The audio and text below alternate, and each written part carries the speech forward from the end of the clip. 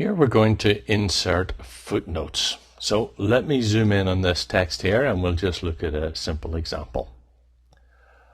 Now, footnotes can be added in short documents or long documents, although as you're probably aware, they're more common in books. So we'll put a footnote in here, and here we're calling for fresh jalapeno peppers. We'll just select and put a footnote that you can use different types of peppers. So a couple of ways you can do it. You can go to the type menu and choose insert footnote here, or alternatively you can just right click and choose insert footnote like that. It inserts it here, and here we can put use pickled peppers if fresh not available, like that. So that's it. That's all there is to inserting a footnote. Now you'll notice that this stays with the text. So if I move up and make the text shorter, notice that it's getting cut off here, but the footnote always stays with this. It'll stay right up to here, move over to here, and then it disappears. If I move this over to another page like that, then the footnote comes back in. So let me delete that and move this down like this in the page. But what we can do is change how it's formatted. And to do that, we go to the type menu and choose footnote options, document footnote options here. And if I turn the preview on here and move this over to the side, we should be able to see how things happen in real time. So you've just got the numbering style here. You can choose lowercase Roman numerals. You can choose symbols like this. It'll choose a different one each time, numbers, whatever. We'll just choose standard numbers like that. And you can restart the numbering every page, every spread, or every section. In this particular case, page makes a lot of sense.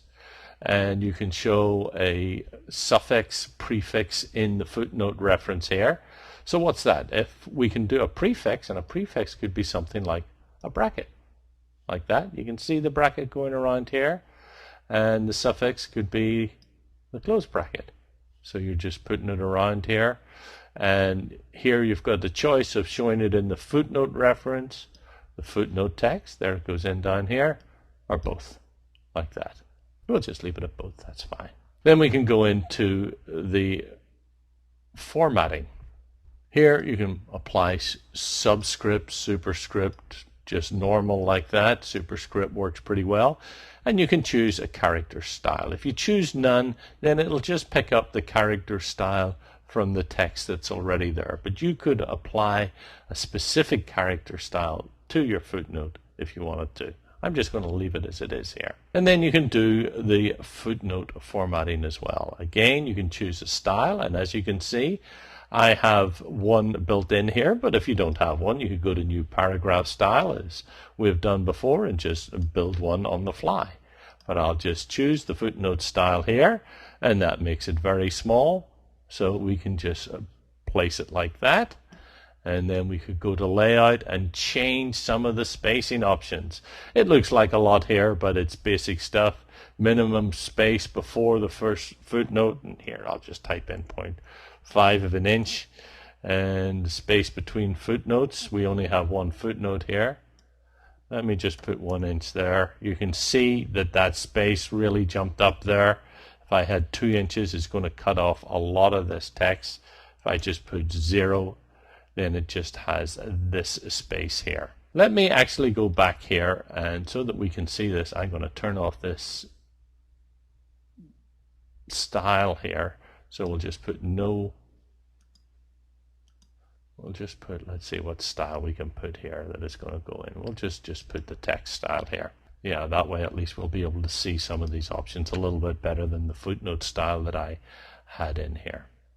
And it's just a position of where the first baseline is. Here you have the baseline going along the text here, where the leading, you can use it at the cap height. You can see on the ascent or the X height, and it just moves where it starts. And when we can just do it to the leading here and then adjust how it moves according to its position in the leading. And you can place the end of the footnotes at the bottom of the text.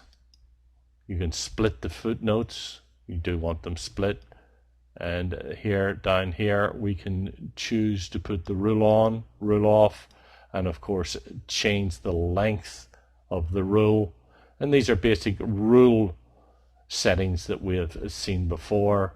You can just put it at 2 inches there. That'll make it a little bit bigger. Change the color. And there's nothing new here. We've dealt with this a little bit before.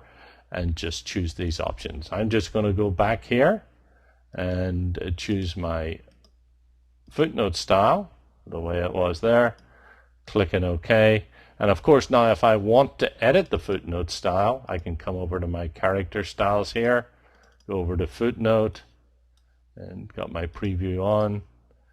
I had it at 6 point. I can just make it a little bit bigger here and adjust any of the settings like the indent, move it back a little bit like that. So simple as that. You want to enter another footnote, you simply come along, right click, insert footnote like that, and then type in the various options.